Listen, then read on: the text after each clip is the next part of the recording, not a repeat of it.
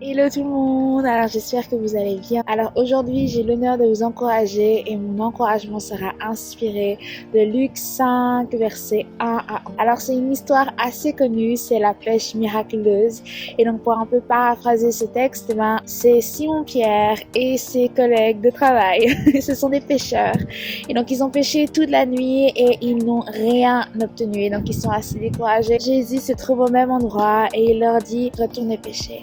Et donc voilà, au début il y a une petite réticence parce que voilà, ils passaient toute la nuit en mer et ils n'ont rien obtenu. Mais ils y vont quand même sur la parole de Jésus. Ils vont en mer et il y a tellement de poissons que leur filet se rompt et qu'ils n'arrivent même pas à contenir tout le butin qu'ils arrivent à obtenir.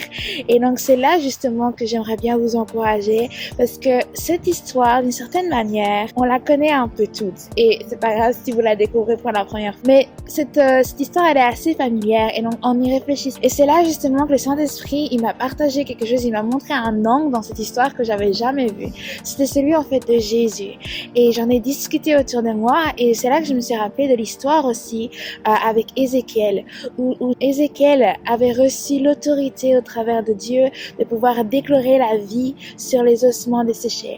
Et c'est là que je me suis dit, et si en fait, chacun d'entre nous, de par notre identité en Christ, de par notre union avec Dieu, de par le fait qu'on est enfant de Dieu, de par le fait que le Saint-Esprit vient à l'intérieur de nous, maintenant en fait, on a l'opportunité d'être des ambassadeurs de Christ, de pouvoir faire au-delà de tout ce qu'il a fait. Il le dit dans Jean, pour celui dont la parole demeure en lui, il dit qu'on est capable de pouvoir faire au-delà de tout ce qu'il a fait. Donc c'est-à-dire que maintenant on a cette autorité d'aller dans des situations qui paraissent chaotiques, qui sont désertiques, et on a le droit de déclarer une parole.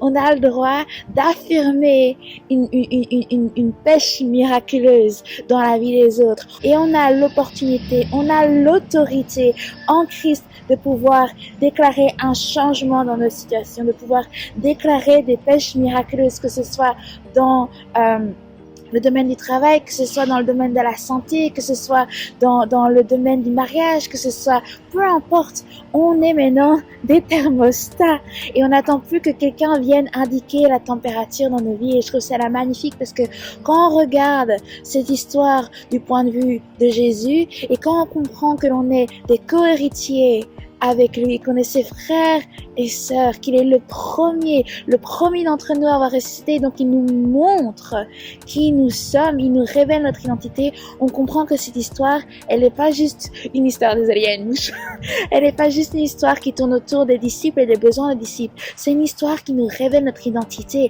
Et c'est beau parce que la conclusion de cette histoire, tous les disciples sont ébahis et touchés, profondément touchés par le miracle qui vient de se réaliser devant eux. Et qu'est-ce que Jésus dit?